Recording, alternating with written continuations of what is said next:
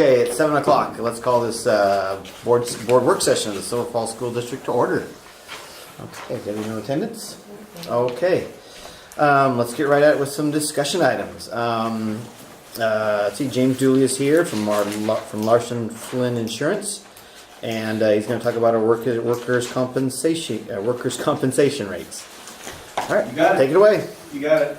Well, this is what, 2011, I think, we went out for a request for proposal, and we were fortunate enough to take over the account, which is something I really enjoy doing. One of my strongest lines is workers' comp, so we really try to put an emphasis on preventing the claims, working with Lauren and all the administrators, and once the claims happen, try to bird dog them and make sure that the reserves are adequate and accurate.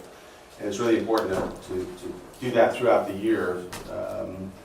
So what I'm attempting to do here is to kind of just explain how it works, how we've tried to have this theme of safety equals jobs, and so that's what I'm going to start with. I think I just hit here.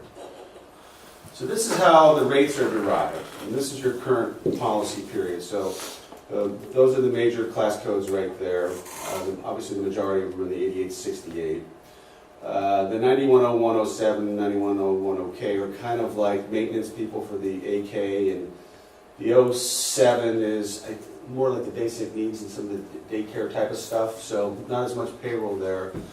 And then the rates are, per $100 of payroll. So you did 18,900,000 divided by 100 times 0.42 equals 7938. The rates obviously are reflective of actuarial studies. Things like being in the office clerical is relatively cheap per $100 of payroll.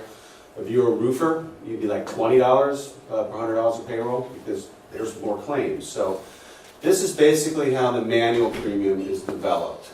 And then once that comes down, there's what they call a experience modification rating factor.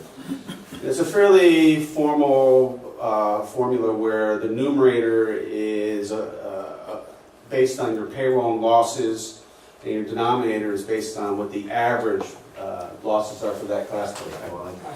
And so we have just been coming off a horrific year, and I'll walk you through that. Last year's model was 1.36, meaning we were paying 36% more.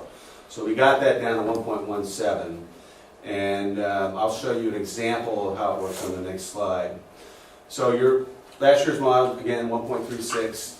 It's a rolling 3-year average. So what I did is I popped in the current year.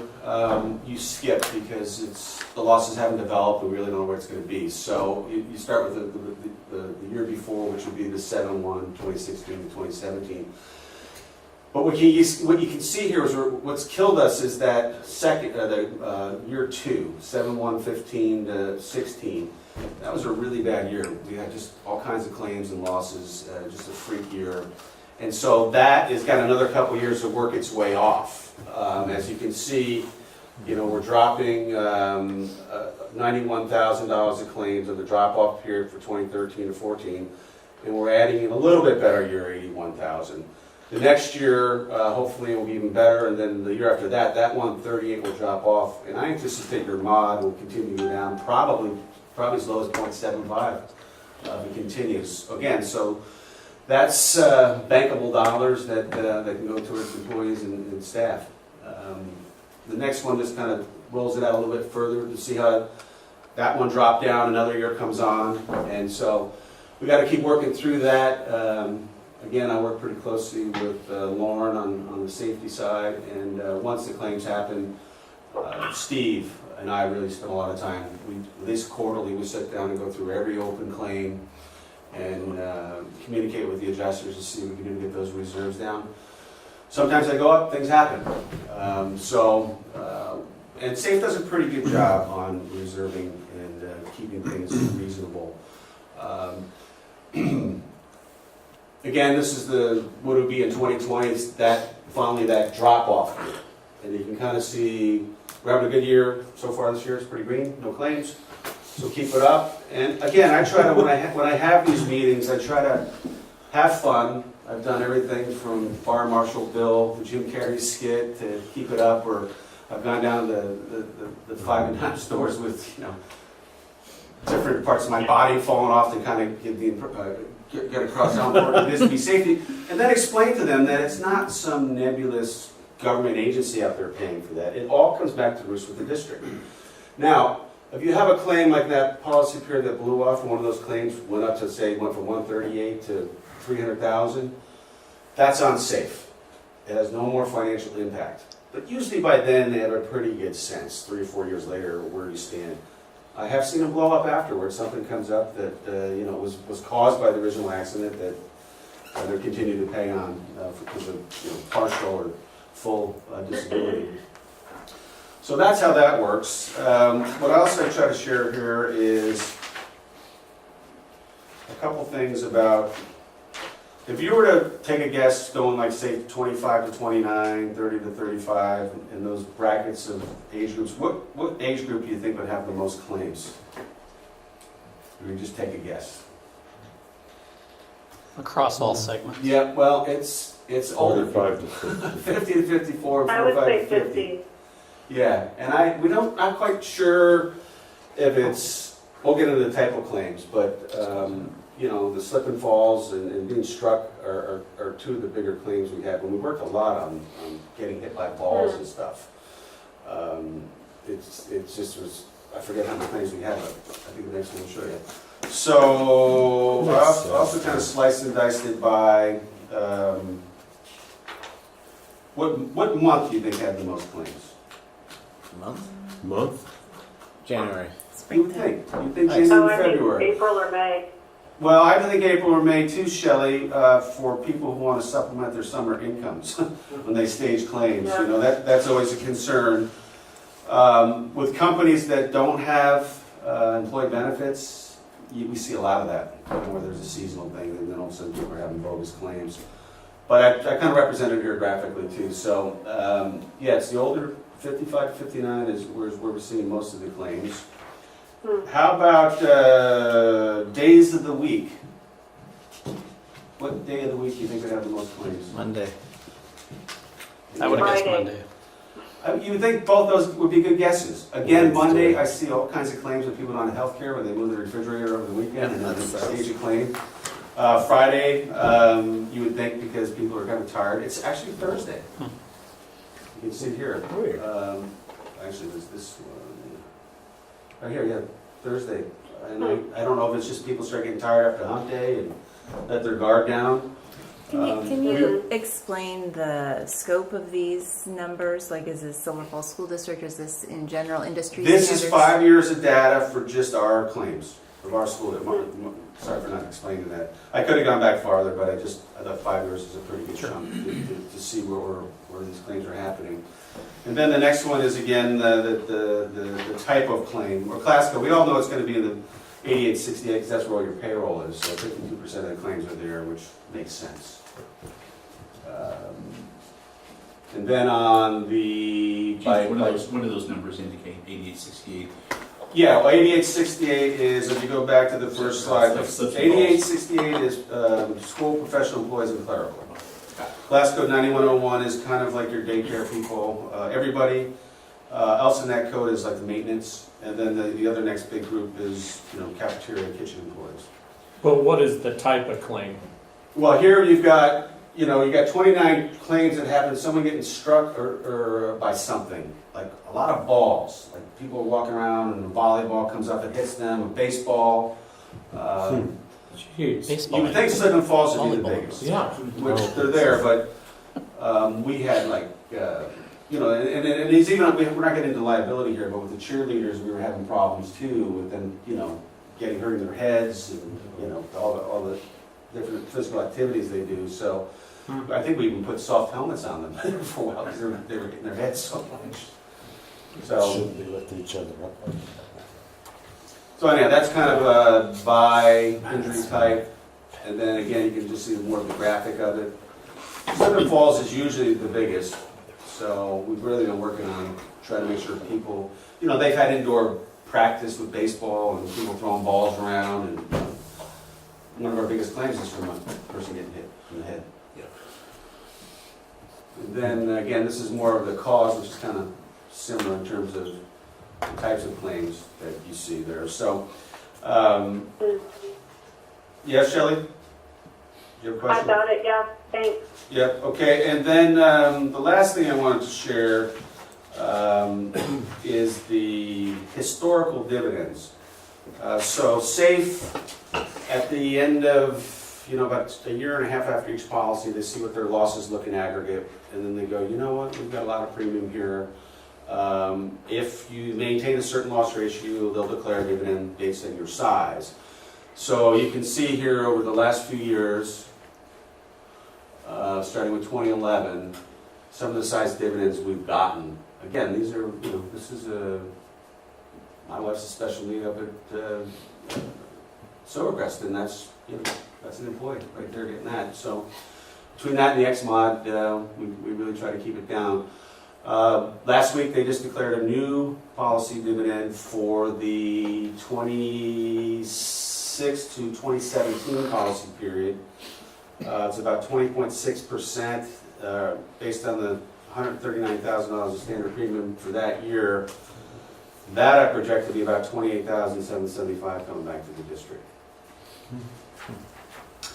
And yeah, so that's kind of how the system works. If you're really interested, I can go into great detail through the email with you on how the ABCs of the actual experience mod works. You can kind of track the claims they have here with the loss runs, and that's what I do with Steve to really get them down before that snapshot. So we basically can determine what your XMOD is by about January, and then go in effect at the policy period, which is July 1st. So I'm looking forward to that mod continuing to come down over the next couple of years. So that's kind of it in a nutshell. Oh, the other thing that's nice is they just declared a 9.7% pure premium discount across the board for all the rates for SAFE. And today's workers' comp costs are probably 70% of what they were 30 years ago because of the increased safety and in my opinion, the offshoring of a lot of dangerous jobs. When I started 30 years ago, I'd see guys in foundries, no safety protocols at all. A big hot ingot would come down and be extruded into pipe and it would catch the guy. And, so a lot of that type of work is no longer done here. So those are the factors that lead to it. And of all lines of insurance, from my perspective, it's the one I can probably have the most influence on. I really can't predict the liability and the property claims as much. I don't have as much control on that. So that's why we try to have the safety meetings, make sure the committees are up to date, and we're trying to keep it interesting, because it can get a bit dull if you let it. So, I don't know if anyone has any questions? I actually have a question for Andy and Debbie. Was this PowerPoint on our board book? It will be after tonight. Okay. Yeah, I wanted the board to hear the explanation first, because there's some details to this that are kind of hard to interpret. So we'll put it out there. Yeah, and I'm available for any calls if you want to drill down into the grass. I'm more than happy to help you with that. So the next UNSTAT review would be January 1st, so about October, Steve and I set up conference calls on each open claim. Money that's already been paid, you can't do much about. It's done. But what they'll do is, when a claim comes in, some companies are worse than others. They'll sometimes, by class code, they'll reserve by worst case scenario for different fields, medical, indemnity, lost wages, voc rehab. And if they're not paying attention to it, and you basically have the wolf guard and the chicken shack. So that's why we try to make sure that we sit down with the people in the school district and the adjusters to make sure they know we're watching. So, anyhow. And SAFE is really the only competitive market. There is special districts. PACE has a program. Their dividends have been, historically 8, maybe 10%. And we've looked at it over the years, but the front porch pricing on the front rates are also more competitive with SAFE. They have probably 80% of the voluntary market in the state of Oregon. So net effect, it looks like about 80 grand a year is what we're averaging. And if you take the dividend out, well, that's what I guess that's because that comes right back here, Yeah, right? I mean, yeah. so, I can't guarantee it, I No, can't no. promise it. And, I'm just looking at the yeah, 5 year, That's kind of what right? we're 542 doing. less 141 is Yeah. about 400, divided by 5 is 80, right? So Yep. you're looking at about 80 grand. Outflow, claims is, I mean, it's almost, not quite even, Stephen, but it's not far from what actual is, so it's not like, it's too far Yeah, off. and that's the advantage of a public corporation, they don't have stockholders, and, Right.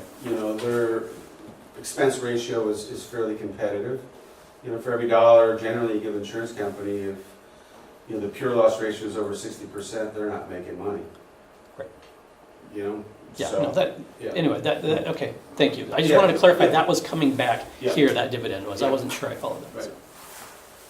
So, Mr. Chairman, if I can Oh, comment, yes. with the exception of 2015, which was, it was not a comfortable year. We had a number of things going on that year, but I do want to give credit to Larson Flynn and specifically to James. I think one of the best decisions that we've made as a school district in 2011 was bringing an agent of record on board that resides in our local area as students that attended our school. We had a large corporate agent of record, and we were lucky to have a contact once a year prior to that. And so having James available, I think, while we've done a very good job of attention to safety is also the result of partnership. And the partnership between the school district and Larson Flynn, specifically James, over the last 6 or 7 years has been incredible. And I'm very pleased at his efforts and his work, because that savings is also a reflection of you, James. So and to us, this is a very large account, we've never changed the fee, how we get compensated. And, I've come from the large brokers, and I see when they come out with the 3 suits, and then you never see them again. And I always ask people, where do you think you rate, even though this is a very large account for me, for Willis, their prior agent, I don't think we'd be in their top 90. They're doing Fortune 1000, they're set up for that. And so, if no harm, no foul, that's great, but, we want to be a lot more hands-on and visit every school every year and get to know local people. And, That's neat. Keep it local. Yep, Yeah. keep it local. and we appreciate it, and so thank you. Thank you, Jim. Thank you. All right, guys, have a great Yeah. night. All right, good, thank you. Thank you, James. Thank you, Shelley.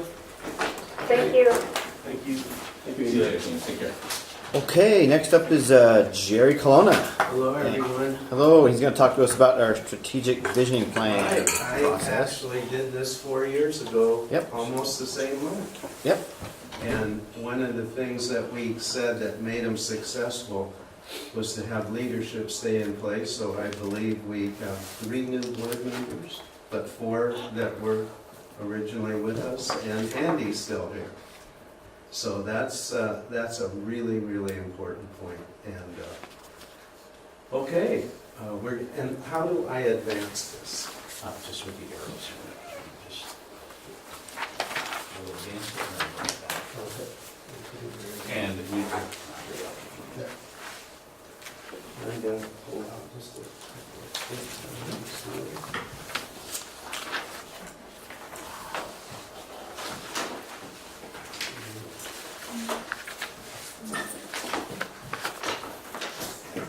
Andy, anything you'd like to say at the start? Or I can just dive right in. I'm pleased to have Jerry Colonna back. I know that a few of you are familiar with Jerry, and I've appreciated Jerry's efforts with us over the years, and he'll have to comment on how many school districts he has helped facilitate strategic planning, but I can tell you with certainty that over the last 5 years, that number has increased to a point where his efforts are at the top of the conversation among superintendents and school board members for that matter, because he really does a nice job. And I think the bonus that we have is that we have a person who helped craft our strategic plan over 4 years ago and has I think a sense of the pulse of the school district and the community. So I'm looking forward to our efforts again with Jerry this year. Yeah, you bet. Thank you very much. Yep, it served us well. Thank you. Okay. So here we are again. Another thing that we talked about that helped these plans be implemented is to put big banners around on the mission statements and vision statements and goals. So as I walked in the room, Andy, I was very happy to see the mission statement so prominently up there. Great.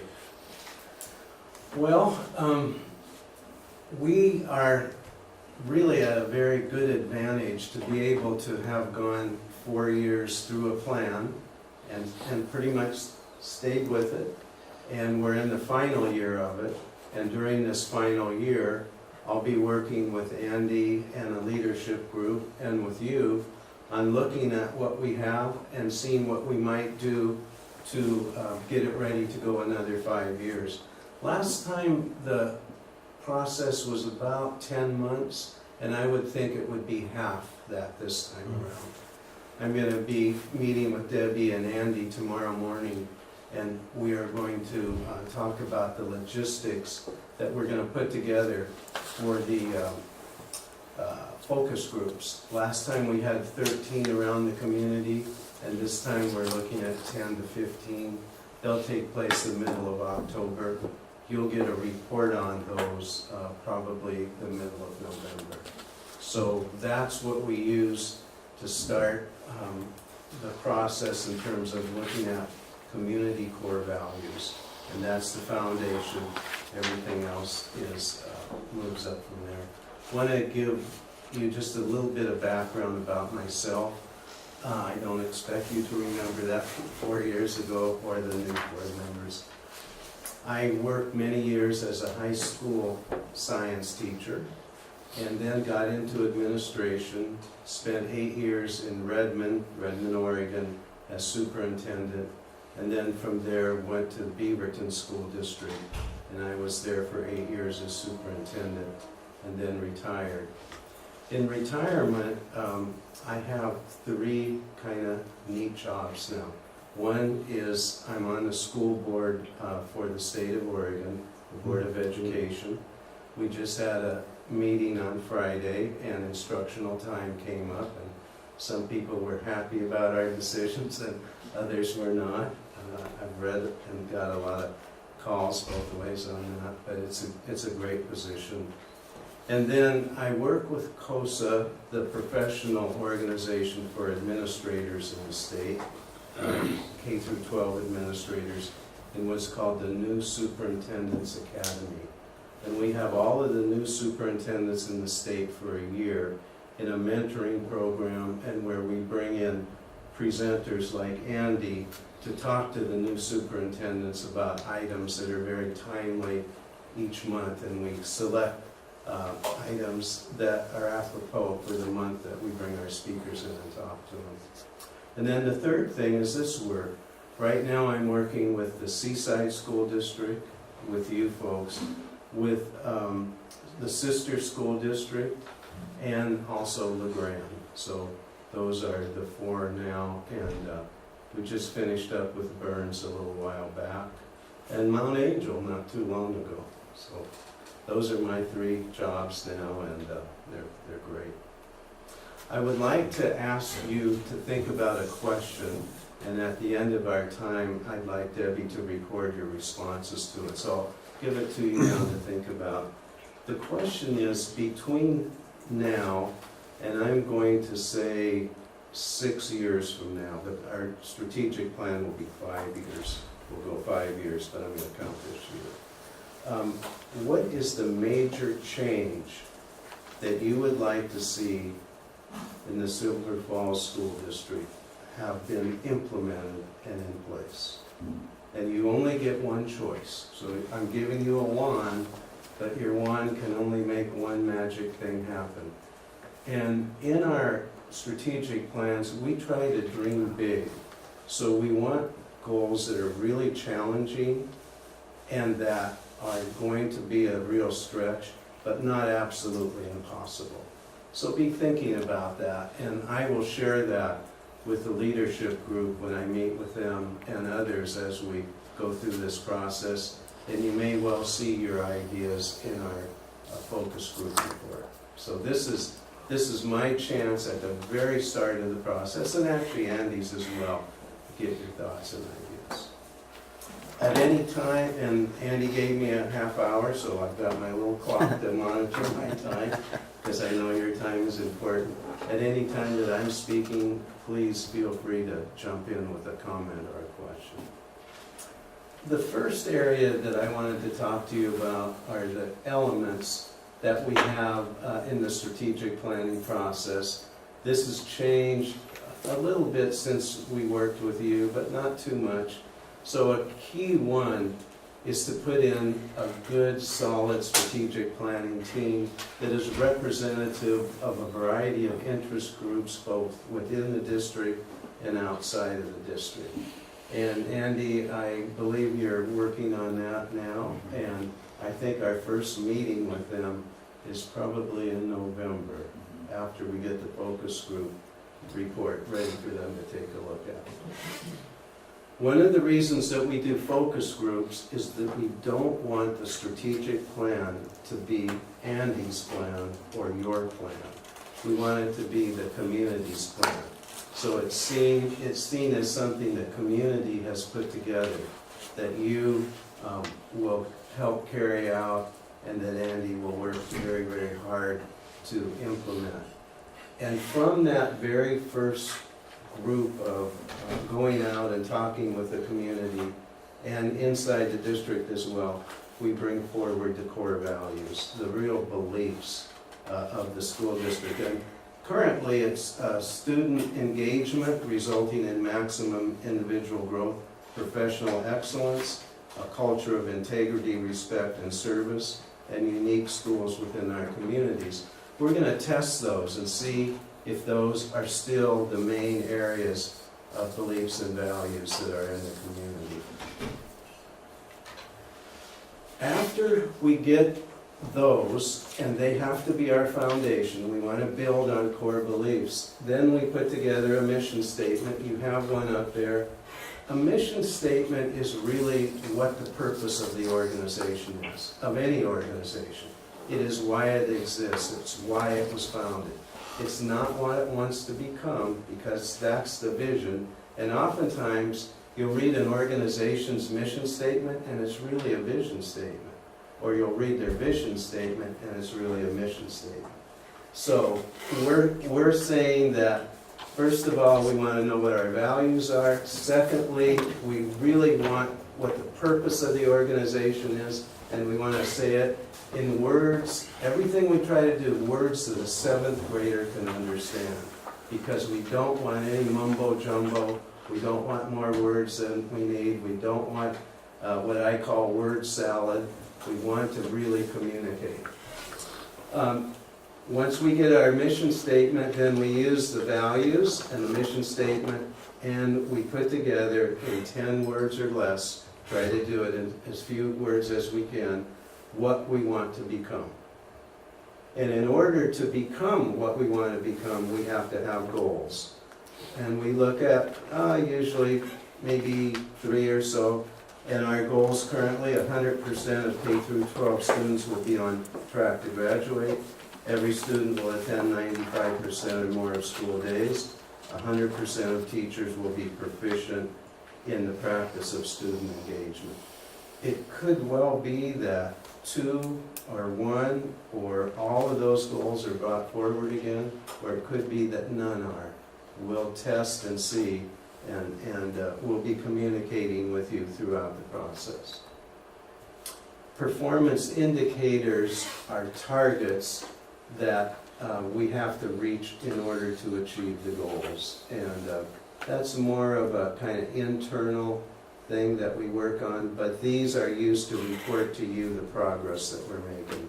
So each goal usually has about 3 performance indicators, and they have measurements with them. And I would recommend to Andy and his team maybe at least 2, maybe 3 times a year you're reported on the progress that we're making through the performance indicators. And Andy, I believe you're doing that twice a year now, are you not? So you folks, except for those that are new to going through this process totally, you understand the reporting part that is really important. So a lot of times the implementation and the metrics are not as important as the rest of the plan. And it's kind of like the plan has been made and put together, but there's not as much effort on the actual implementation and getting really good measures that you can tell the progress that we're making. We're a little bit different than maybe some who do strategic planning. We really put a lot of time on 7 and 8. So you monitoring the plan is one of the key reasons why they're either successful or not. In those organizations that don't regularly monitor the strategic plan, they tend not to be successful. We have to have a really tight implementation set of strategies and then a lot of accountability around it. And I recommend to boards, and you certainly heard me say this before, it ought to be the number one thing that you evaluate your superintendent on. And if you do the OSBA self-evaluation for school board members, it's one of the very first standards that you are measured on. So your ability to help implement the strategic plan and your superintendents is a key part to the accountability piece here. And in most districts, that is a weak part of their plans. So I emphasize that up front. Y'all remember me talking about that a couple weeks ago? Anything else on this very brief discussion of key elements of the plan? Okay, if not, let's go to our next one, and I think the next one is processes. I actually do have a question. Yeah. So on the performance indicators, do you ever see districts creating, sometimes performance indicators are summative, so they come at the end of like a school year, and they're hard to gauge in the meantime. Do districts ever come up with like targets for like the first reporting period, second reporting period, third reporting period? So our plan is a 5-year plan, but it's 5 one-year plans within. So once we make the overall 5-year plan, we determine what should be accomplished in the first year and what measurement it should reach. So if we have something that's on a percentage basis and it's over a 5-year period of time, our performance indicators would indicate what we have to do to reach the target, and then the metrics would show what the value of that would be. Like 100% students will graduate, and our benchmark right now, let's say it would be 70%. We know that's what the last senior class was. Over a 5-year period, then in the first year, we'd be reporting to you a percentage that we've received in the first year. And we know we can't make it all the way to 100% in the first year, so maybe it would be 78% would be the mark that we're looking at. And I don't like to wait to the end of the year and have them looked at the end of the year. I like the idea of, I'd say at least 3 times during the year, having those performance indicators out and indicating why or why not we aren't meeting the mark that we say we're going to in the first year. Okay, so you're talking about checking in at each year. Would we be able to, like, say the on track to graduate, would we be able to create a monitoring tool that gives us some leading indicators within the school year, so that we don't have to wait until the end of the year to find out if we're... Yeah, we, some data we don't find out until the very end, but there's things we can do that will give us some good insight. And so we have a person's name behind each goal, so that person's responsible for the goal in the district, and then each indicator has a person's name next to that, and those are the people that are to report to you. So under every indicator, there's one person in the district who's responsible for it, and they should be able to give a lot of feedback and information about how that one's going, even though we don't have the final number. Okay? There is one piece on here that I do want to mention to you, and that is most organizations don't meet their goals. In fact, 4 out of 5 don't, and there's a number of reasons why they don't, and I'm going to show those to you here in just a second. On the keyboard That very first one, you can put yourself in this role. As a leader, you oftentimes have to deal with in your meetings, take a look at your agenda of kind of management issues, month-to-month kind of things that come up. What we're looking at is a bigger picture, that the leadership is about changing the culture of an organization. And yes, all that other management stuff has to be done. But if our key leaders like Andy and yourself are immersed more in that than the big challenges of the district that you are trying to accomplish, I would say that that goes against the ability to carry out a strategic plan. And it's a really hard thing to get out of. It is so easy for your meetings and your agendas and Andy's work and the principal's work to really revolve around solving the daily problems, but not actual cultural change of the organization. And we've talked about that in the last month or so, Good. about ways to make the strategic plan more of our talk constantly. Good. So that's something that we're working on. Good deal. I'm very happy to hear that. But So we will take advice Yeah, on well, anything yeah. that we can do What to I keep it. do is I look at a board's agendas over the last 12 months, and I just see what the time is being spent on. And that gives you a pretty good indication. So monitoring your agendas is a very good way to determine if you're really doing that leadership, visionary work. In other words, are you looking at the district through a telescope, or are you looking through a microscope? Mhm. And the microscope is good for management issues, but not to make significant change. Positive change, of course. But Jerry, how do you get away from that sometimes when things are kind of driven a little bit by the public? Public comes in with different issues, and that if you don't address them, then you're not doing your job as far as they're concerned, and some things that can be real time consuming for administration So and our meetings too. And it feels like we've really run into that the last few years. I love having the public have their say in the meetings. In the last district I was in, we had an open public forum at the start of the meeting, and we also had one at the very end, so they could talk to us about the things that they heard during the meeting. And that was helpful to give a voice. As school board members, when items like that came forward, our expectation was that that would be something that the superintendent would take to follow up and determine who in the organization should work on it. And so some of those are really, really important, and they need to be dealt with, and they may even be a part of the strategic plan that you're trying to solve, maybe around improved achievement of certain student groups. But those things that really don't demand your leadership effort, the majority of your time doing what's the most important thing you need to do, then they need to be heard and acknowledged and appreciated, but on they go. Okay. And I really like the idea of more public comment time than less.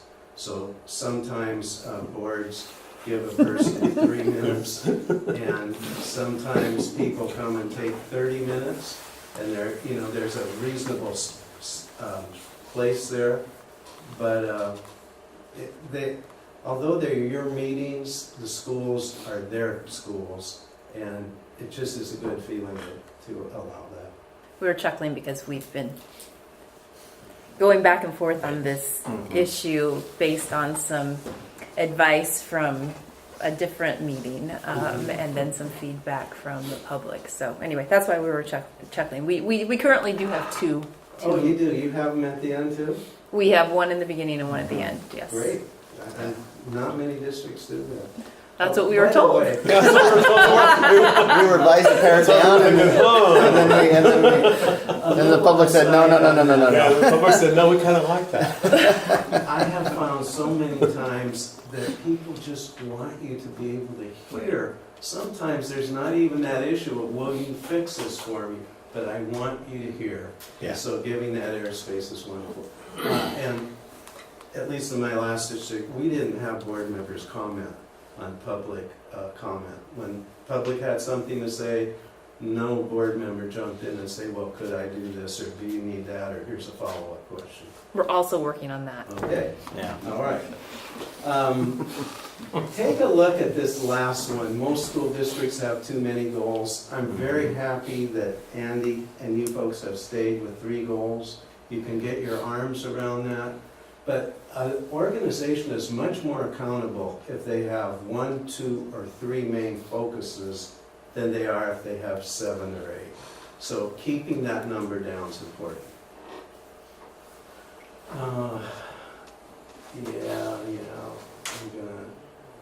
We talked about metrics and that it's not your plan, that it's the community's plan. But the last one is crucial for you. You have a budget process where you and 7 other community members come together, make a decision about the budget for the new year. And this strategic planning process really depends on you being able to move money toward the goals for accomplishment. Otherwise, they're like unfunded mandates. Andy, we want you to do these things, but you have no new money, you have no new staff, and it's on top of what you're already doing. But I can tell you, you do have new money, and I'll tell you where it comes from. It comes from where you're already spending it. The only new money that we have, and I think into the future with the issues that we have in Oregon's funding for public schools, is what you already have to designate in a different place. That's more important than what you're doing now, and that there's more leverage. And that's what this process is about. It's about finding out what those areas are and moving resources toward them. And most importantly, stopping what we're already doing so we can free up resources. So you're gonna get a shot in the spring, and we'll have our goals to you by then.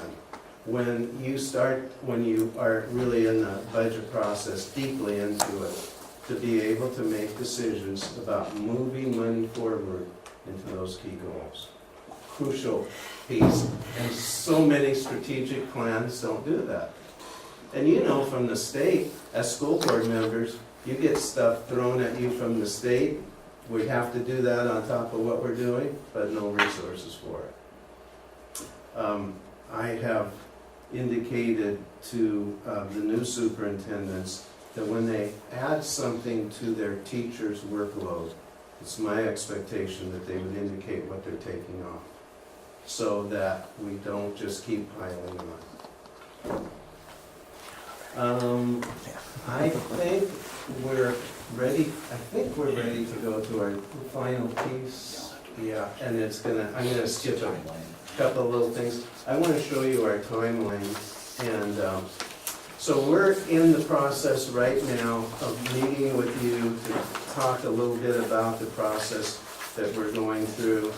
Andy has either put together his team or he will be, and what they'll be doing is determining what focus groups we should go to and putting together a schedule and deciding on the questions for the focus group. Any input that you have to Andy about what groups around the community you would like to see us hold a 90-minute focus group with, we'd love to know that, and also any questions that you would like to see us ask in those groups. The last group, the process in this community was really successful. Not only was it good to help to put together the strategic plan, but Andy, I thought it was really positive PR for the district. People being able to say, I really appreciate you coming out to us and talking to us. Okay, so then we do our focus groups, and certainly any of you to any of those meetings that you could come to and sit in would be very helpful. Helpful for me, Andy, the team, and also for your background. We will put together a focus group report, and it has a lot of information on it. There's 3 sources.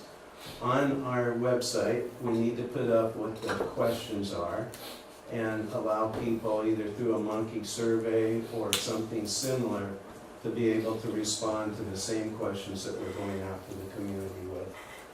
So that's one source of data, and that is a really good source. I find that people think quite a bit when they write things down and send it in on a survey like that.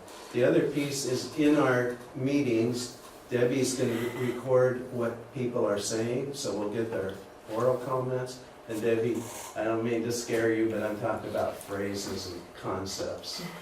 And then the other thing is, everybody that comes to a focus meeting, on the back of the sheet, we'll give them a sheet with the questions. We ask them to write down any other comments they'd like. So I compile all of that together, and then we come up with a report.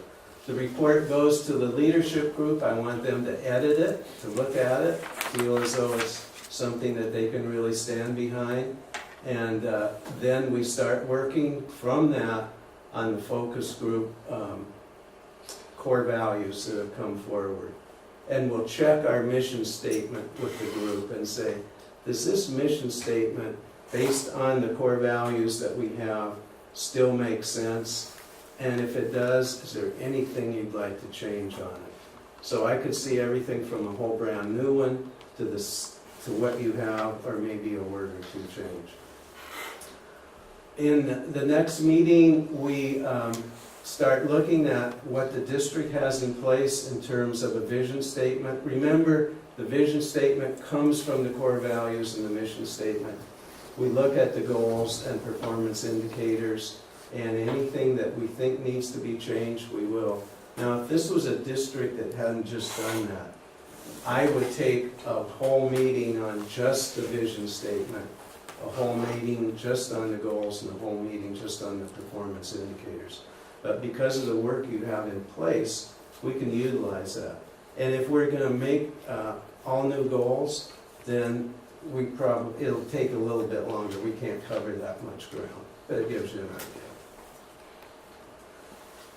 In January, the performance indicators will come through, and notice, Jennifer, that we're talking about a 1-year plan on the performance indicators of what we want to accomplish, what we're going to accomplish that 1 year, but the performance indicators are 5-year performance indicators, and we want to figure out what we can accomplish each of the 5 years. Well, and more thoughts on the performance indicators. I mentioned this during our self-evaluation, because we did that self-evaluation. Oh, you did the OSDA yes. one? And one of the things that I was kind of, what was brought to my attention was the idea that we really are, it is our role to check in with administration about those performance indicators. Yes. And Andy does a great job of reporting to us.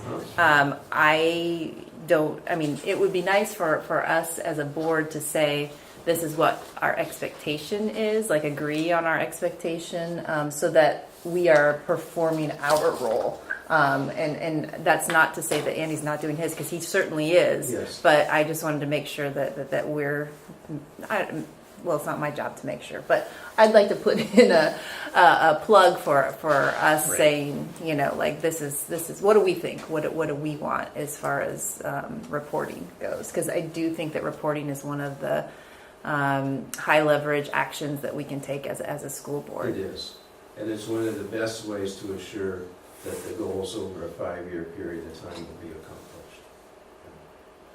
By the way, when we finish work in the team meetings, then I asked Andy or somebody from the group to bring that forward to you.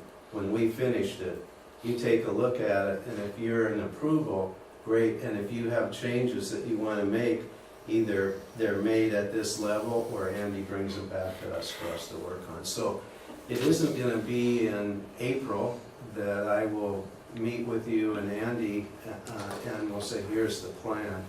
Every time we complete something in the group, you're going to get it.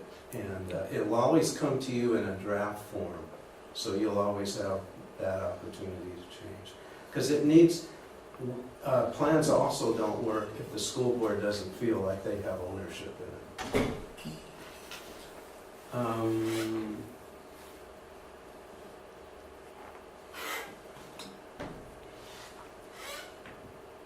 We're looking at on or before April to bring you the draft plan. So it indicates that any suggestions that you would have made, it would have been a month before, any suggestions that you would have made would have been put into the report. Then you have an action item to approve it. Then it goes out to, look at something like this. And then it would go to the community from then on and be ready to implement for the new school year. So that's kind of a quick idea of what the timeline looks like.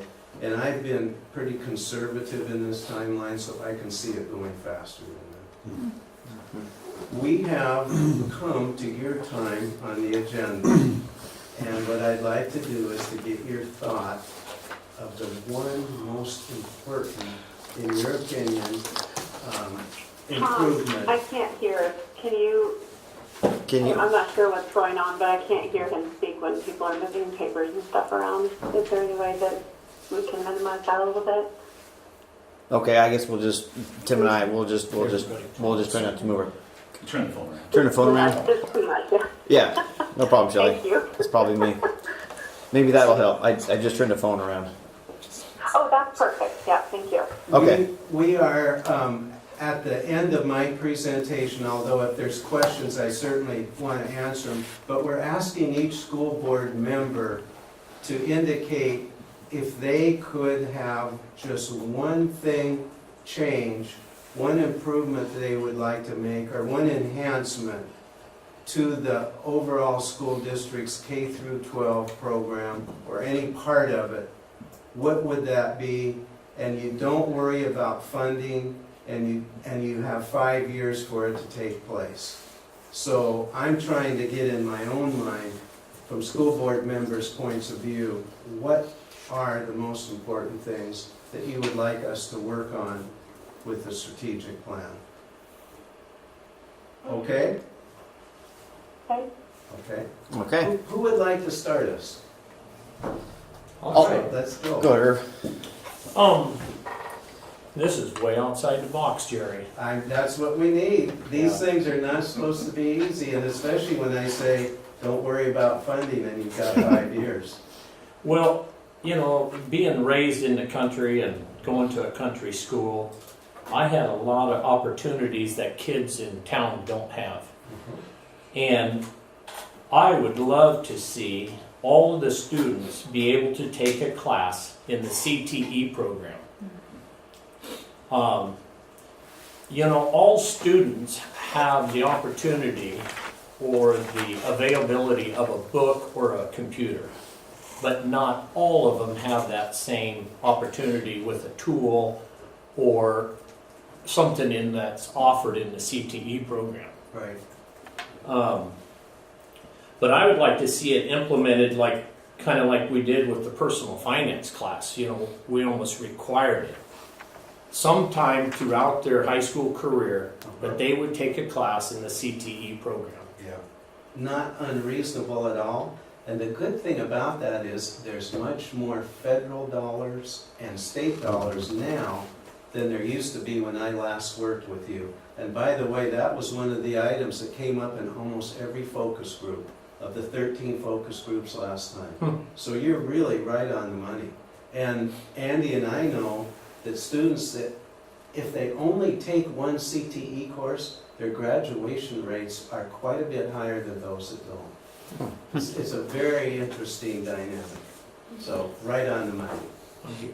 Yes, sir. Yeah, mine is kind of along the same line as Irv's, but I was just thinking of keep expanding programs to engage every kid More and options. to make every kid successful. Yeah, Yeah. I mean, even like we have a great occupational program at the high school, but something like that even expanded to electricians and plumbers and just more CT programs and just more programs that are going to expose kids to more things and so they can maybe plug into a niche somewhere and then get them on a, kind of that track. And not by any means just college or four-year university. Just, Right. just more programs that are going to engage kids and plug them into an interest. Keep them here, keep them successful. And Tim, by the way, almost every student group that we do asks for that. They want more options, more opportunities for different kinds of courses. And so you say, well, where's that money going to come from? Remember where your new money comes from? You take it Comes from places Harold. that it's already yeah. Yeah. Okay. Tom. Yeah. I'd like to see our in-town buildings go to 2 K5s. We currently have 3.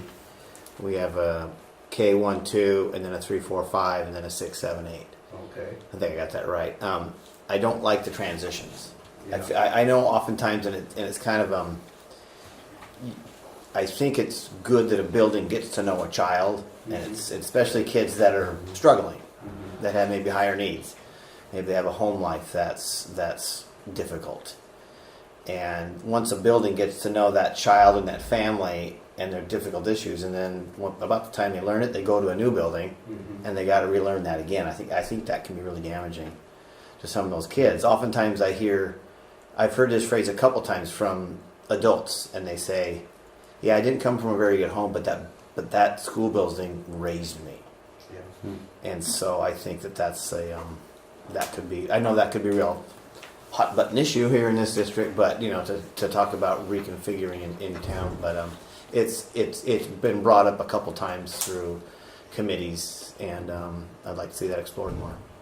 The more transitions that we have, the more difficult it is for students to go all the way through the system successfully. Yeah. And cutting down on transitions and making them smoother is a great help to students. Yeah, and I went to a little K-8 school, and my kids did, and I couldn't have been happier. Yeah. They would do things like have the 8th graders come down and read to the 1st graders, and just things like that. I just thought they were just magical. So Okay. anyway, Great idea. all right. Jennifer. I just want to demonstrate that I was listening to my fellow board members. I think that your comments were great because I think students need to be able to see their futures every day when they come to school, because they need to know why the work that they're doing is important to their future. I totally agree with K5. K5, yeah. I like K even better, but I love that. For me, I would like all district school facilities to be safe and conducive to maintaining a positive school culture. Excellent wording. A really big item. It's going to get more important as time goes on. Just think of the change from where it is now to 5 years back, and then think 5 years forward, how much more important that whole safety issue could be. Thank you. Jonathan?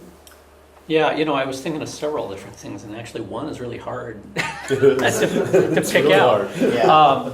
But I'm gonna stick with the first one I wrote down, which is a reintroduction of music and arts at the K-8 level, or a re-emphasis perhaps. It's been more or less dismantled in most of the smaller schools, and mostly due to funding. So if we're pretending that's not the major issue, I'd love to see music and arts back. It sort of ties into the CTE point, to the find ways for all the students to find something that engages them.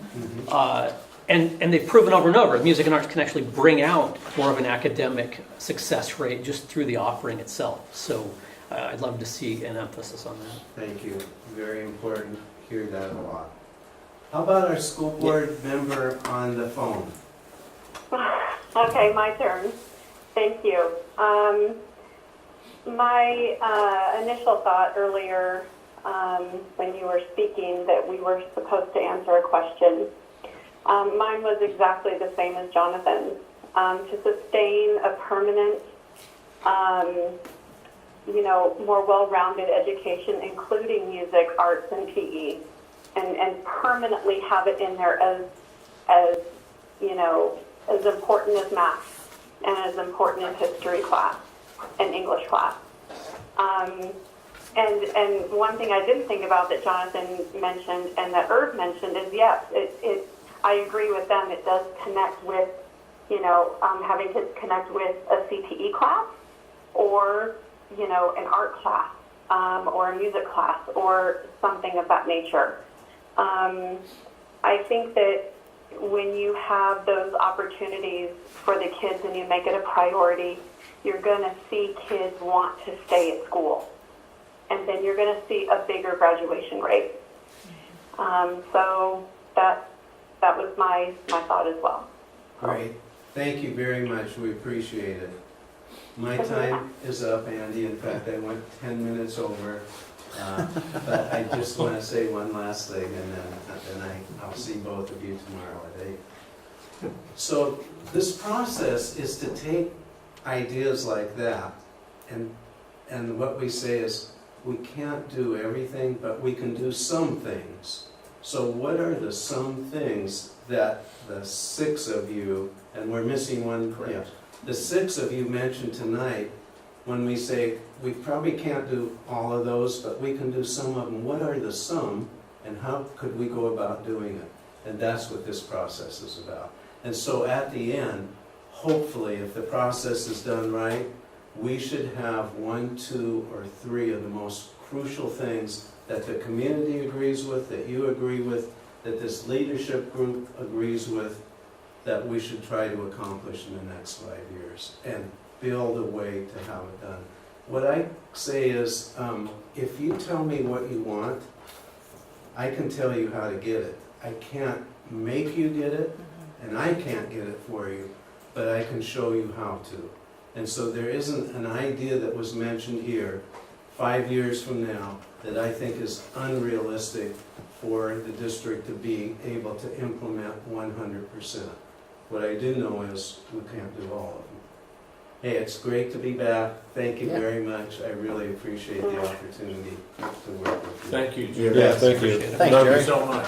I'm looking forward to this. Last time it was really, I think we came up with a really good plan, and I think it made our district better than the last 5 years. I think it definitely has. Yeah. We've made Definite focus, we've made isn't great it? strides. Yeah. And Yeah. I've looked at some of the results here, and they're looking Yeah. good, We've made especially great on strides. track. Students on track to graduate. Yeah. 97% right. That's Yeah. incredible. Yeah. So thank you. Thank you And again. this is going to be good. Congratulations to you, and thank you for serving your community in this role. It is wonderful that you are given the time you do to be a school board member. Thank you. All right, thanks, Jerry. Thank you, Jerry. Thank you very much. I hope to meet you next time around. So we will meet sometime soon. Thank you. Okay. Mr. Chairman, Yeah. if I can, I have a request, and in your packet you received a focus group, about a dozen focus groups that we did last time. And you can surely send me additional information or maybe an emphasis on other groups that you'd like to have included, but I was hoping that you'd take at least a brief look at that list and let me know if, from your perspective, if I'm missing anyone. Keep in mind that 2 days in October will include 2 or 3 public forums as well. So these focus groups will be very likely in this room or possibly out at some of the schools. And these are the groups we used last time. So are we missing anyone, or is there a group that's not represented? How does this compare to last? It's the same. The same. This is Okay, the okay. same thing. I Okay, haven't missed modified that. it at all. Okay. I mean, I can't Okay. think of anything that would leaves anybody out of No, this. this looks really thorough. And I thought that worked really good the last time, Andy. I mean, And keep in mind, I included it there with community business leaders district-wide, that really all of this is district-wide. It would be very easy to say, well, all of the community service group folks would come from the city of Silverton, because that's where most of our community service groups are from. But I make a real effort to cast the net wide. So if there are representatives of a community service organization in Scotts Mills, as an example, well, we want them here. Yeah. Or Clackamas County, or Waldo Hills, we want them here. yeah. Yeah, it worked last time. Don't mess with it. It looks good. Okay. Yeah, you bet. Okay. And Next up, talk about our annual board goal on educational equity. I guess Andy will share with us the school demographic data and some data points. Yeah, and this is really an opportunity for me to get some additional information from you. And I took the liberty of actually not producing data points that you would ask for.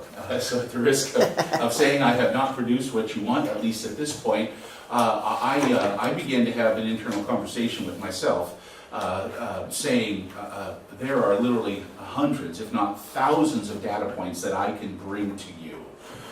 We have a great dashboard available through the Willamette ESD that shows individual student performance by grade level, by school, by programs, a variety of things that we can do. But I really believed it warranted a little bit more conversation from you, so I can do what I can to come up with some data points that you, or at least the majority of you, specifically request from me. And I said to myself, what better way to, at least at a minimum, try to put in front of you some demographic information so you can fully capture I think the diversity of this school district. And so I took some leadership time from my cabinet. I asked them what some of these talking points should be, and I put in front of you just a host of information to give you a snapshot of Silver Falls School District. This may be more valuable for Jennifer, Shelley, Jonathan, since you're all still relatively new. You may know this, you may not know this, but it felt right to at least give an opportunity for the 6 of you tonight to see this information and see if it would strike any talking points with you about what data points related to education equity that you'd like me to put in front of you. So there's student transfer information in there. There's a little bit on transportation. There's information on the breakdown of, not breakdown, that's not the right term, but the proportion of students within each of our schools in the district. Even put information about counties. We have 2 counties represented. We have 9 zip codes represented in this school district. The day I discovered that, it blew my mind. 9 zip codes. That's a lot. Kids that live in Canby that reside in Silver Falls School District on the south end of the Canby zip code, and 8 others. And then, of course, when it comes to transfers, this is at the end of last year, you have about 6% of our kids, which is fairly routine, that come from other school districts by choice. And so when you think in terms of measures of equity, I think it's really important for you to have that broader view of what constitutes the demography of this school district, and hopefully that will help you answer the question, what kind of data points are you most interested in hearing from me? And I can surely answer any questions related to those these talking points right now, if you like. So, for instance, on the I guess socioeconomic demographics at the top, is that just the state ones that we see on our report card here on the top? You mean the special ed, ELL students? Yes, That's yes. right. Many of those are on the report card. Okay, I mean, because I that seems to be a pretty good data point. That what's on the state report card that we already do seems to me it seems to capture them all as far as that, looking at it that way, and it doesn't require you to do any more different data than we already do. I mean, I don't know. I mean, I don't think of any other ways a person can actually break those down. So I mean, that's. So Tom, I like that. I mean, I guess go ahead and. Of all, and again, those the report card, by the way, is being recrafted this year. Okay. That's taken some public input, so it's going to look a little different, but many of the breakdowns will still be there. It's just going to look a little different. Okay. Almost like a dashboard style of graphics and things like that. Mm-hmm. But there are. These generally should be reflected in the new report card. I just haven't seen the draft. Okay. I understand that they will be in there. I think it's interesting to know that when you think about our school district, if you take a look at little details that I think are of significance, things like We have second and third line, ELL students who qualify and ELL students receiving services. We have a small proportion of parents who choose to not accept services related to ELL. So that's why you see a little difference in there. And while that may not make a difference related to equity, there's just something interesting going on with that demographic. Homeless students, registered homeschool students, online charter schools, those three figures have remained relatively flat for the past few years. Registered homeschool students have gone up slightly. I think it's interesting to note that free and reduced population in our district has gone down. When the economy improves, that number goes down.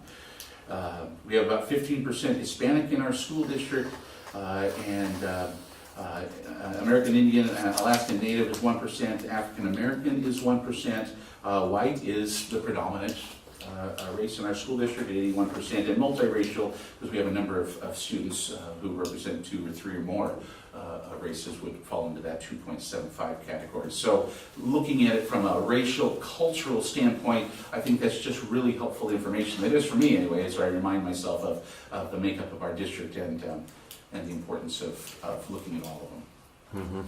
I always like to look at I find it interesting when it comes to the data is the homeschool and the online charter schools. That's usually I know I've asked this question years ago, but that's actually a pretty low number compared to the state average. Correct. Which tells me that we're doing a good job, that folks want to bring their kids to school instead of having to look for another alternative. That's a good point. And WESD tracks that for us as well, but there are some school districts within the Willamette ESD that those two combined are 12 to 15%.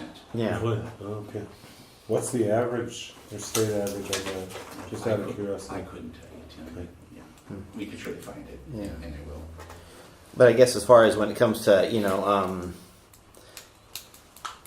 demographic data to use to look at equity, I guess I'd like to see us just stick with what we're already doing for the state. That way we don't got to reinvent the wheel.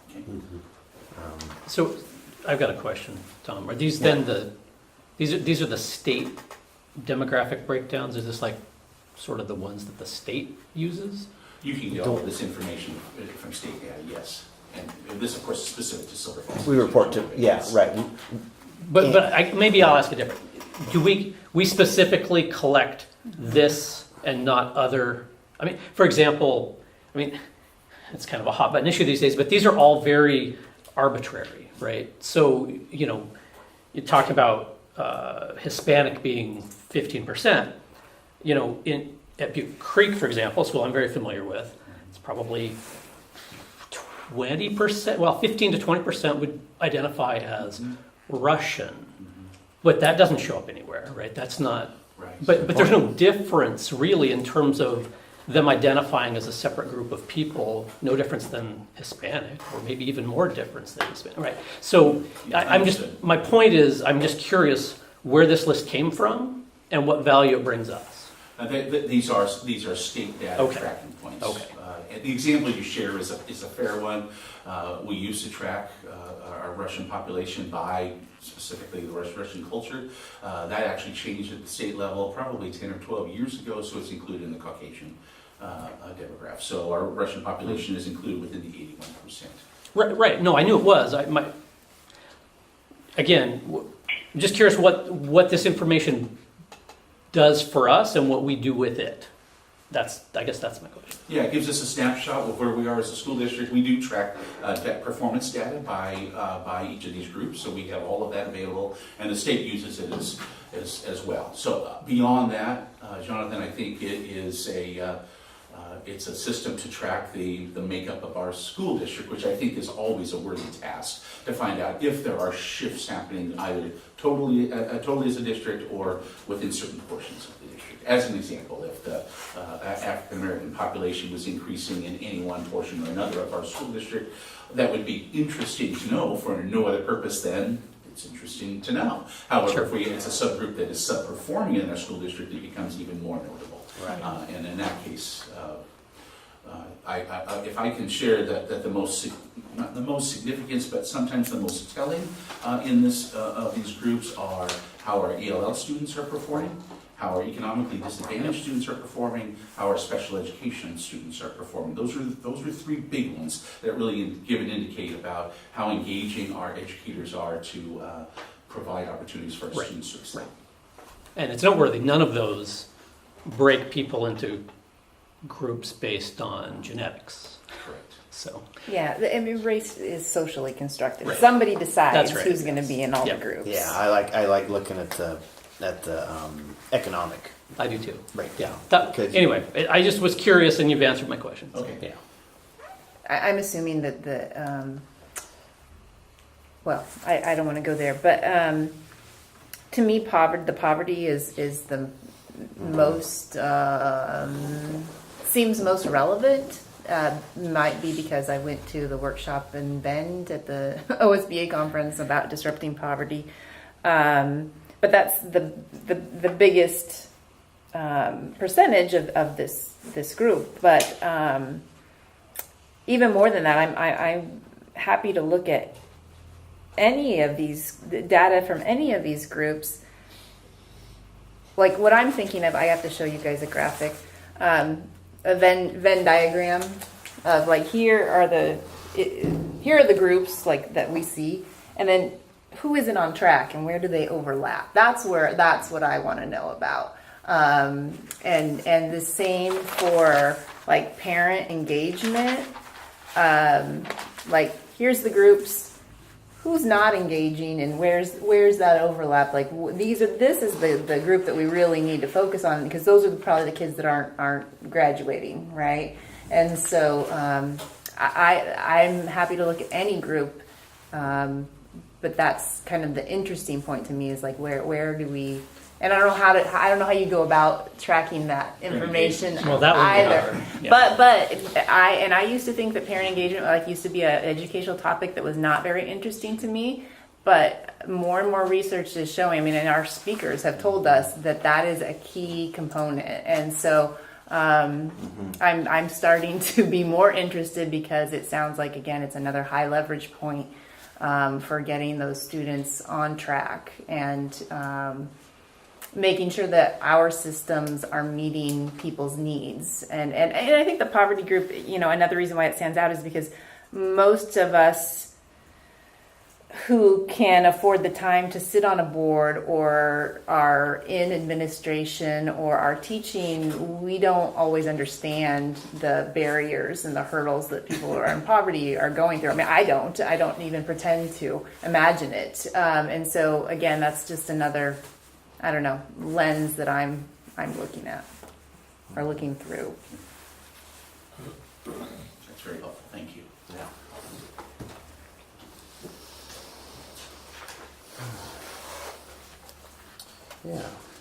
Yeah. Anybody else have any more questions for Andy? I can't. There's lots of data here, but I don't really know how else you could really. Some of this is for your information. This is Yeah. interesting. The Sure. geographical, It's all interesting. geographical stuff at the end is really interesting also. Yeah. And some of this will come out in reports as the year progresses. You'll hear some of this information from principals. Oftentimes your high school report will include more information on, let's say, articulation agreement with community colleges and Western University, things of that sort. So some of these are just kind of teasers as well. So if you see a talking point here that you'd like more information about, this is an opportunity for you to share that too. I am curious though, and I feel compelled to ask. I placed the breakout of our schools on here somewhat intentionally, because in the past there has been some interest by individual board members, maybe even majority board members, about performance of schools within the district. And I'm not hearing that so much as a priority here. In other words, how are K-8 schools doing compared to our, let's say, traditional schools, or how certain schools from certain areas perform. And while we have some of that data, it's not state-tracked data, and it's not data that really, we do use it from a performance standpoint. Principals clearly use it, but principals actually drill down to an individual student level with the performance of each of those students. In fact, just this afternoon, principals were working with their teachers on reviewing the formative data from our STAR formative system, so they can to early identification for students in each one of our grade bands that are not performing up to standard. And there are some schools that kids are performing better this time of year than others. But it's just interesting to note how that is so dynamic and changes throughout the year that one school or another, in my mind, it really doesn't necessarily make sense for the board or even me to be sort of gleaning or mining that kind of data, because your principals are doing a really nice job of monitoring that. From my perspective, the fact that you're speaking a little bit more globally about our poverty kids, about our subgroup population as a whole, as a district, I think is really quite telling of you as a board, and it's the kind of data that I think is most productive, most fruitful for you to reconsider when it comes to equity. I think if there are any concerns or issues of equity specific to individual schools, I think we'd hear about some of that. At the same time, I also know that the bigger picture is just as valuable here about how we're performing as a district. Because if we're leaving one school behind or two schools behind, or if they aren't performing to adequate measures, then that's going to come out, and we're going to see that, and that's going to be a mark of some performance based upon your district-wide results. So I throw that out there as a bit of a informational summary for you, but also as a question. If there is interest to see how our schools are performing independently, we can surely get that information. I just haven't heard that from you. Well, in my mind, though, that's not even a fair assumption, because there's so many different cultures within our K-8 schools. Every one of them's different. You could not compare apples to apples. So I think that'd be an unfair comparison. Yeah, I suspect you would have so many variables that it would be hard to. I mean, I'd be curious to see it, but I think the conclusion would be. I think, like you said, Andy, our principals do such a good job of reporting how they're doing to the standards that is mandated, and I mean, if they're not meeting those standards, we know it right off the bat. I mean, I guess we see it in the testing every year. Yeah. Every So- school. You see it on the state report cards Yeah. as well. There's a lot of comparison, school-to-school comparative data that's provided when those report cards come out. Yeah. Yeah, and that's a good indicator. And I wouldn't want to have our staff do more work when we already have a pretty good indicator. I think so. Well, and it's much more important to drill down to the individual kids in those schools, like we're doing, and what we can do for each kid and kids who are struggling in certain areas. Plus, our schools have changed the last 10 years.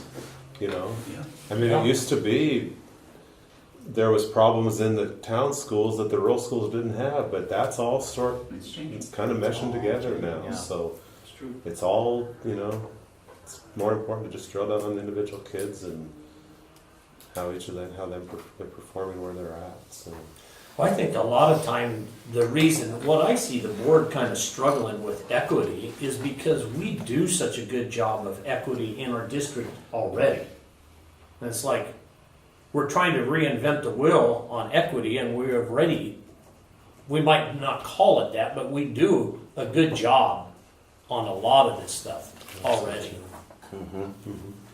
And that's kind of what I've been noticing in some of these equity discussions that we've had with our consultants coming in. We'll tell stories and they'll go, "Oh, that's equity. You're doing that. You're doing this. You're doing it." And we're like, "Well, yeah." Oh yes, I was very proud of you last meeting. Remember when they were talking about the summer school and making it engaging, so students wanted to be there. And they were targeting certain families who needed it, the ones that needed it. And Tom was like, "That's equity. That's equity. equity." That's the equity. And I think that is like, because that was clearly a need. I mean, kids who don't love school need to be more engaged, and so that was where let's try to get them more engaged, and that's the equity piece. But we're doing that already. Right, but that's also, but maybe that's part of what our process is to try to put down in policy the things that we're already doing, because it's a directive coming from the state. Is there a better way? I mean, Our ESSA plan, the federal plan, needs to include references to how we're meeting the equity needs of students within our school district. And so part of this process, and that's one of your board goals this year, is find out where we're doing well, but also come up with some data points where we we think we need some work. Right, exactly. Find out, and I think we're doing a lot of things well, and we're kind of identifying all those. I think that's kind of what's coming out in a lot of this, and then maybe we can add a few things to it.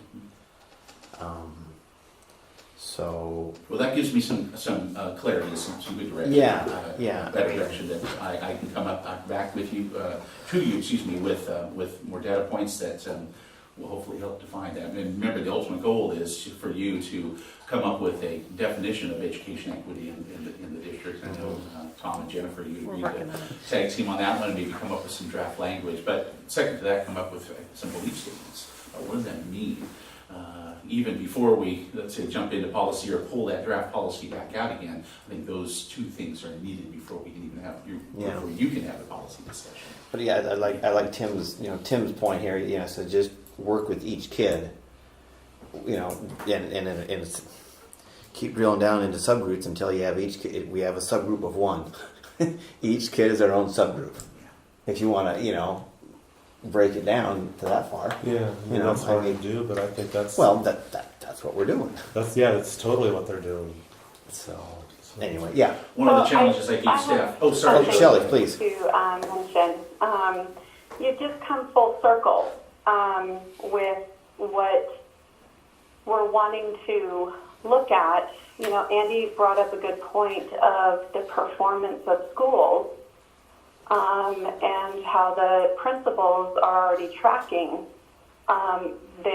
working with the teachers that are already tracking individual or small groups of students of where they need extra help or, all kinds of demographic information. What Andy has given us tonight is a snapshot of efficient information on some points. I think his thoughts of performance in schools will enhance the information and the data in order for us to come up with an equity policy or have discussions about our equity policy. So I think the more information that we have, I think is fruitful for future discussions. While we're molding our equity policy. So you guys did a full circle of conversation where, we said this was great, and then Andy brought up school performance, and then it's not really, and then Earth said it's not really needed, and then you come back around and you said, well, let's focus on the schools and the individual. So it kind of all came together in your conversation. And I, for one, it doesn't have to be done tomorrow, clearly, but I think it would be fruitful for us to have some of that information that Andy mentioned as far as the performance of schools, because that'll give us even a more detailed information on top of what he just gave us. So that's my thought. I think it would be helpful for us, but I don't know. What do you think, Andy? Is that something that? Yeah, we surely do that. Again, that's going to be readily available with the report cards that'll be published soon. So you'll be able to make side-by-side comparisons based on academic performance, attendance, even things like suspensions and expulsions, comparisons to each school within the district in a pretty user-friendly, I think, and easy to understand format, Shelley. So I'd like to think that the state's going to provide that information for us that should be pretty, should serve the purpose that you're discussing. Great. That sounds good. Okay. Yeah. Super. Good Okay, discussion. Shelley. Yeah. I actually just wanted to follow up on one thing. We individual students are where it's at, right? We want to affect individual students, and I think that looking at groups is a faster way to get to those individual students. Yes. Because especially our four big schools that we have in the district, it's harder for principals to get down to those students. But when we look at the groups, we can see what we're doing as a system that's saying, oh, we're missing the mark, or we're not missing the mark. And maybe some schools aren't missing the mark, and we say, okay, what are you doing that is different, and how can we, replicate that? So I totally believe in the individuals. I'm all about individual, meeting the needs of individual students. And the groups sometimes help us get to those individual students in a faster, Right. more efficient way. Right. Yes, agreed. Well, it sort of goes to That's correct. Jerry's point about I looking through a agree. telescope, not a microscope. Right.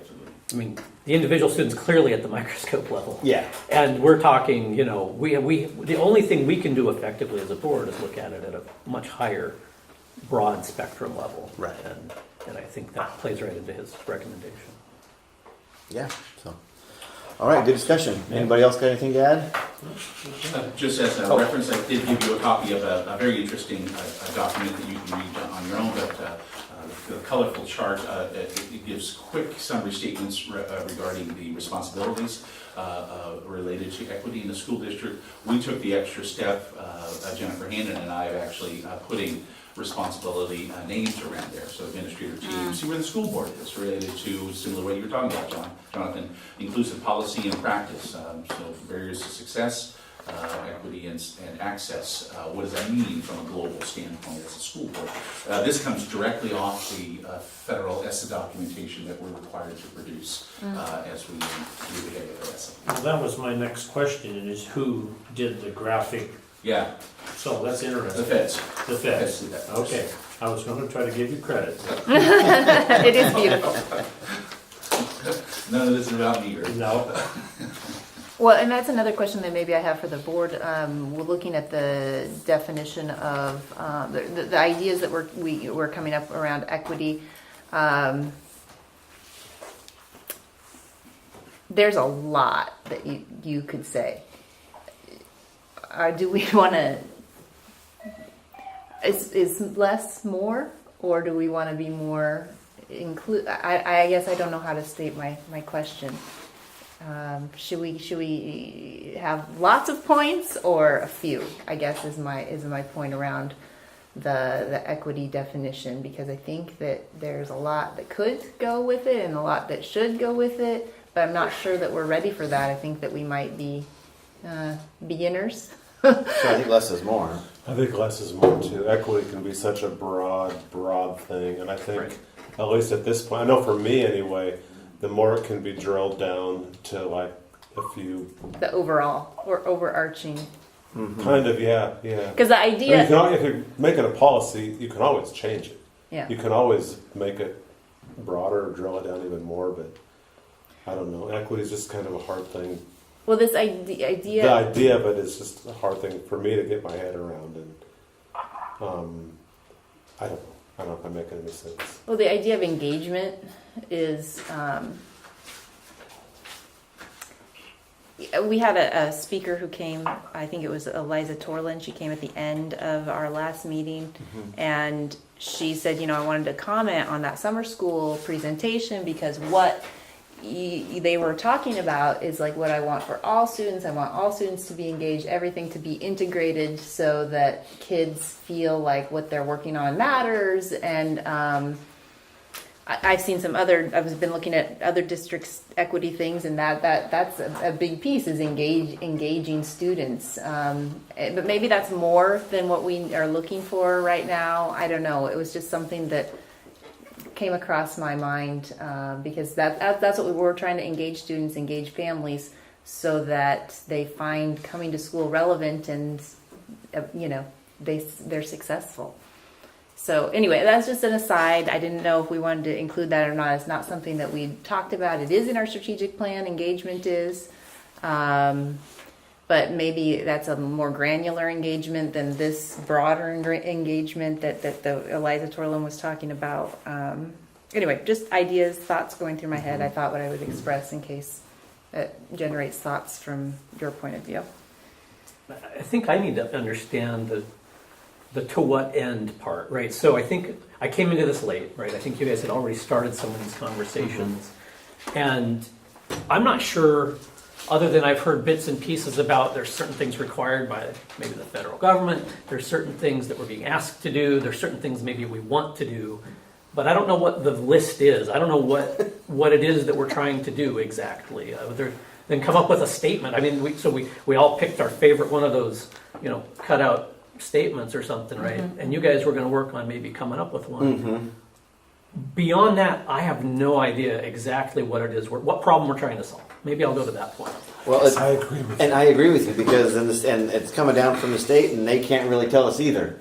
The presenter, I can't remember. John. John, John Lunson. yeah, he said that's up to you guys to define it, and I found that okay. If it's a directive coming from up on high, shouldn't they have defined it for us? But I'm going with that. But we're struggling with it a lot. But as we discuss it here, we're finding all these things that we're currently already doing. Yeah, And so to me, that's okay. Let's list it out. let's find it. Let's find the things that we're doing, and maybe there's a few more things we can do. But how do you, I guess, define that? I'm struggling with it. I've been struggling with it for months, to be honest with you. It's been working in the background on my mind constantly, and I don't really know. It's all about trying to find kids who aren't achieving to the potential, Sure. and Right. giving them what they need. And a great technique is getting kids engaged. That summer school was a great one. Getting parents engaged. We just talked about a bunch when we said what our goals were, right? I mean, Yeah. a lot of that has some of that So same. I think it's acknowledging that. So one thing, sorry. I'll go and then you can speak, Shelley. I think it's acknowledging that not the hurdles that some folks have are different than others, and knowing what those hurdles are helps us adjust so that we can make people more successful. And so that's where that engagement with families piece came in. That what was his name again? John. John. That John was talking about, because we don't know. Honestly, we don't know what those hurdles are, because they're not the same necessarily for large groups here. So like the poverty group, it's like we can't envision what those hurdles are, and therefore we can't as a system be responsive to those hurdles. So that's my take on it at this point anyway. But I think on the flip side of that, I understand what you're saying, and I know we can always understand more things, but at the same time, I know teachers are doing that every day. I talk to teachers who say, yeah, well, this kid is coming from this situation, and that's why they have these barriers to being as successful in school as they maybe could be. Teachers are already doing that every day with their individual students. And But so how I is our guess system designed to help? Because teachers can't do it all alone. no, I know that. I know. And so Well, what buildings and principals staff. and staff in general are. I think they're working on that. And I'm not saying that there isn't more we can do. There's always more you can do. There's always more you can do. But I'm just pointing out that I think a lot of that stuff is already being done, and that's not to say that we can't do better at it. Of course, you can always do better. But I think we're not, maybe sometimes don't give ourselves enough credit for what is already being done and what our teachers are doing every day in their classrooms. Well, that's why I said we. When John, Yeah. Go ahead, John Yeah, Munson Shelley, was, please. When John Munson gave his information to us, all of the thoughts about what education equity is. The one thing that he did say in the end that's the next step for us is to decide as a board a shared definition of equity. And then the second thing is to adopt an aspirational equity lens. And the third was look at OEIB language. And I think that, if we as a board can take a look at, the OEIB language, I think that's going to help us a lot in trying to figure out a definition that we can mold to our district. And, Tim, when you say that teachers are already doing this, they are. How do we put that in the language? in a policy. You know, and I also asked, you know, let's get, you know, I think it was the last meeting or the meeting before, or the last meeting, you know, I said, what are we doing right? What are we doing that's improving or that we're already doing? I want to know that. And then what aren't we doing? And that can also help us form the language of an equity policy. So, I got a lot. I felt really good when John Lenson came and talked to us. He gave us a lot of good information, and I've been reading a lot from my notes from what he and his presentation. And what I want to know is what we're doing right that's going to give us the language to start it, the definition. So we need to come up with specific points of what we are doing right, and then go from there. It's going to take a while to understand and really, wrap our heads around it. But, we can do it. And I think that, this board has the gumption to do it.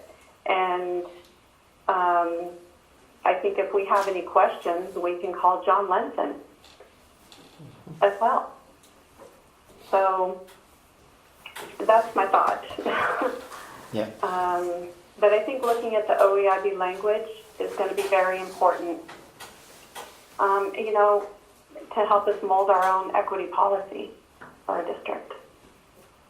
Yeah. Well, Jennifer and I, we're setting up some. We're gonna start communicating. I know that he suggested that her and I work on a first draft and just to get the ball rolling. And I think we're doing that very Great. soon. So. Yeah, that's Yeah. good.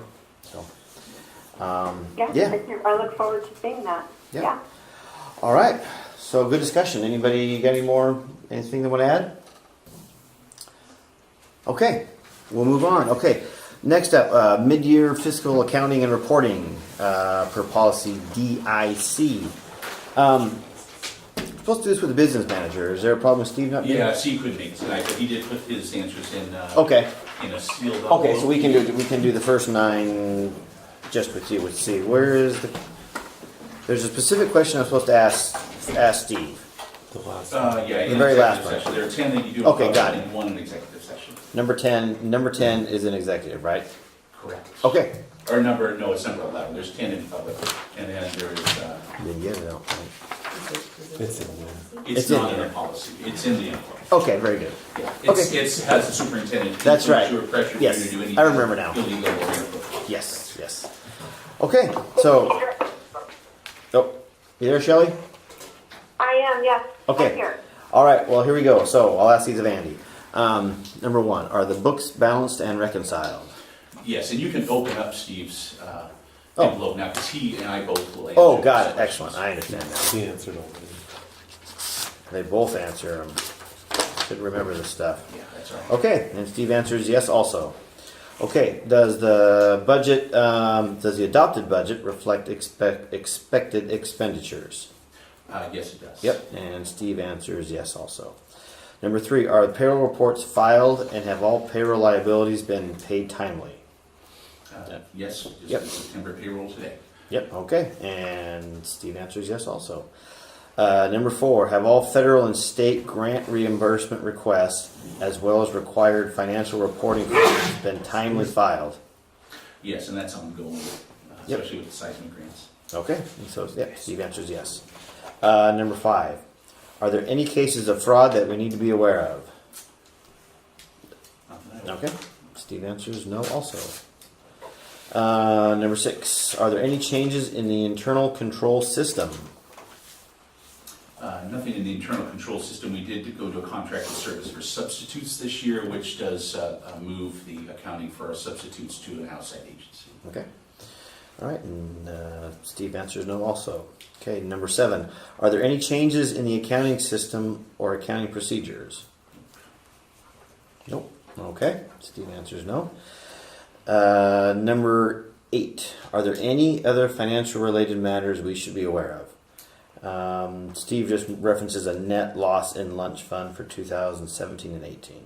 Yeah, we continue to operate in the red in our lunch accounts, and we're going to spend, Steve's going to present to you during the October work session specific to that topic, Okay. about what that looks like. We'll have the audited figures by that time as well, or at least preliminary audited figures, so we can share those with you too. Okay, very good. Number 9, are all cash and investment accounts reconciled to the records? Yes. Steve answers yes, yeah. Okay, and number 10, are all financial statements and information provided to the board accurate and complete to the best of your knowledge? And Steve Yes. answers, Yep. And keep in mind, you didn't get a full financial report last month because we're in transition from fiscal year to fiscal year. Okay, But you'll have those in October. okay, very good. And then the last question is for Last me is to okay. exit. You read that out loud? Very good. Okay, all right, let's return to regular session. Does anybody have any further business? I wanted to clarify the question that the Silver Falls Education Association asked us last meeting about having a joint kind of channel of communication. I know that we've had emails from Andy about clarifying some things. What's our communication back? What's our plan of communication back to SFEA? About the joint work management committee? Yeah, good. Thanks for bringing that. I can't remember what was the term that they used, and I can't. Oh, they did use the term equity principle. Well, that term, but no, they called it. There was a committee. They wanted They wanted a man- management labor committee made up of board members and union representatives. board and union. Correct. But no administration? No administration. Okay. And has anybody ever heard? Is that something that? No, your legal counsel is saying you shouldn't do that. I know it's Yeah. Are there any of them that any districts in Oregon doing that? The only district that we were able to confirm that was, no, not exclusive to union and board members. Okay. The Eugene School District does have a monthly meeting between the board chairman, the union president, and the superintendent, the three of them. Okay. And I think there are maybe variations in other school districts. We checked with those that were mentioned during your presentation and found that wasn't the case at any time. Okay. Well, So that Eugene iteration isn't unacceptable to obviously they're doing it and their lawyers are okay with. Yeah, I mean, it really comes down to the limitation of the topics. I mean, if the union wants to talk policy and budget, procedural things at a board meeting, those are all fair game. But there were indications based upon the performance that there may be other things that they would want to talk about, which would not be legal to discuss in a board and union setting. They are appropriate and legal during situations like grievances or representation with administration during complaint procedures, say for instance. But that's really the extent of it. The union does not have the right, and frankly, you'd be violating the law if you were to speak with union officials about, let's say, personnel matters or about classified or licensed or let's see, even administrative evaluations. Those are not legal to discuss. Well, in my mind, they kind of circumvented the step that they're supposed to take, and that's to go to you first. And that's the part that I didn't like. With asking about the board labor Yes. management. It's like, bring it up to the administration, and then Andy can bring it to us. That's the correct procedure. So Well, labor management is not the board's job either. It's not our job. No. And so if we just find a way to say that that's not our job legally, we've been advised legally not to do that, and we think some of those topics are taken care of in the forum. In the forum we have set up now, and it's all there's ways in the collective bargaining agreement to address all the topics that need to be addressed, I think. Yeah, I mean, I think I chalked that meeting up to their presentation. Just there was I think most everybody was new. I think they were trying. I think they had some questions they were trying to ask. I mean, it was. If you're not sure what you want to do, you got to start. And I thought by the end of the meeting, we were all kind of figuring things out. And so I thought it was very productive at the end. So I mean, yeah, you stumble and you bumble, and maybe they ask the wrong question or they use the wrong term. I'm not quite sure, but I thought it was a good meeting. And in the end, I thought it accomplished the goal of getting to introduce themselves to us, and we were having some good conversations at the end. So I don't know if we really needed any follow-up with it. Well, we have a very respectful relationship. We've had a subsequent meeting with them because we're still bargaining, doing the interim bargaining for the Janus decision, post-Janus decision, and so we've had a couple of meetings since then. Been very good, very respectful. Yeah, and we'll have a proposal for the board, hopefully by your October meeting. I think if you as a board, board majority, have an interest in having some kind of conversation with association leadership, that's fully within your ability to do so, to take action or to at least reach consensus on that. However, your legal counsel has made it very clear it has to happen with your superintendent present. Mm-hmm. Yeah, and so I think procedures are super important, obviously. I just wanted to, it seems to me like that their intent, despite what Irv said, was to build bridges, not walls, and I hope that our response does the same. And so I guess I was going to say that too, Jennifer. I think their intentions were to build a relationship, but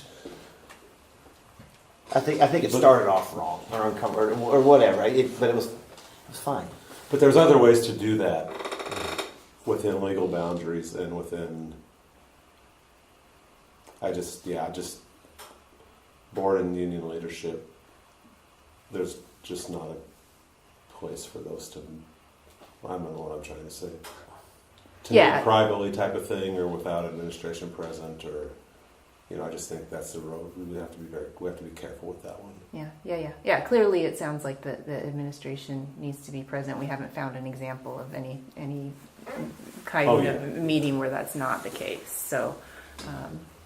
And if I may, to be fair to the process, you have at least 3 documents that really help guide you and guide the association on these. One of them is your working agreement, which was clearly the topic of conversation last time.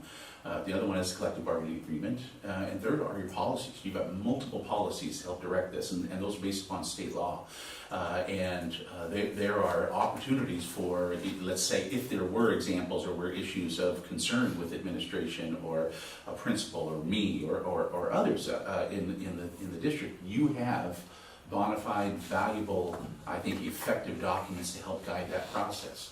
Whether it be a complaint that would come forward or something submitted to all of you to voice the concern. So, short of things like that, I think it's also fair for you to ask, what are some indicators of concern that would lead to the importance or the value of additional conversation. If you had those things coming to you, even if you had them coming to you privately, I would hope at some point that you as a board then would say, hey, we've got some things to work out between the association and administration. If there are no indicators of that from your perspective, then I would question, you to ask yourself the value of providing that opportunity, whether it be formally, monthly, or whatever it may be.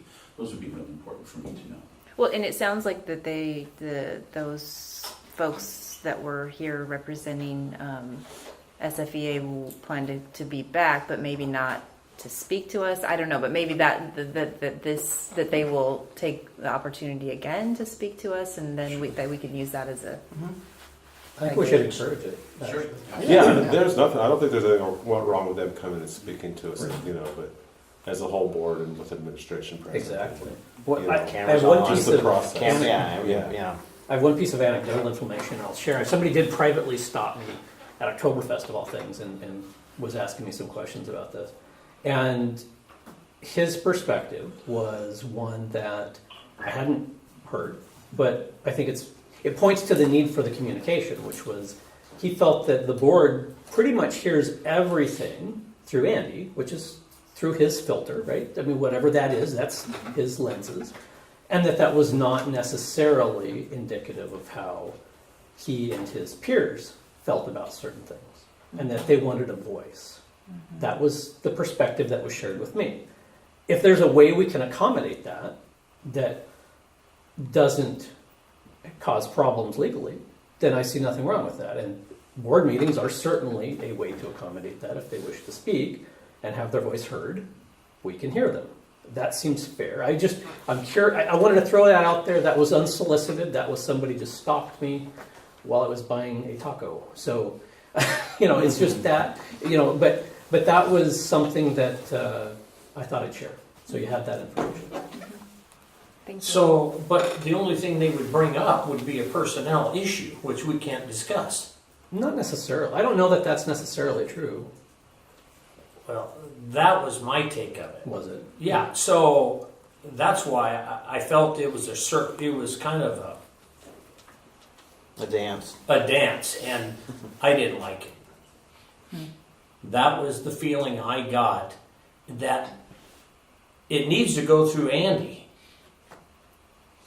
But at the same time, if they could come to a board meeting and bring up maybe an issue some teachers are having in a building or something like that, if it's not personnel related, or and that's something that we would throw back to Andy anyway. I would agree with that. And we would say, well, but that, but at the same time, it gives them a little bit of a voice, and it also helps us to maybe check in with Andy at a later date and say, did you hear anything more about this? Or, what about this? Or is this...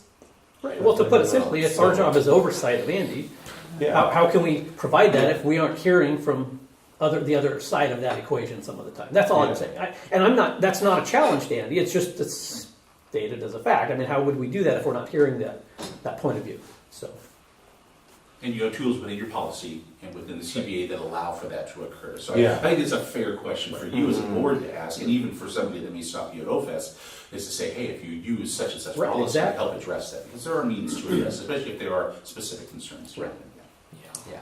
Yeah, they said, well, have you talked to your principals about this? Yeah. That's very fair to ask them if they come to a board meeting with issues.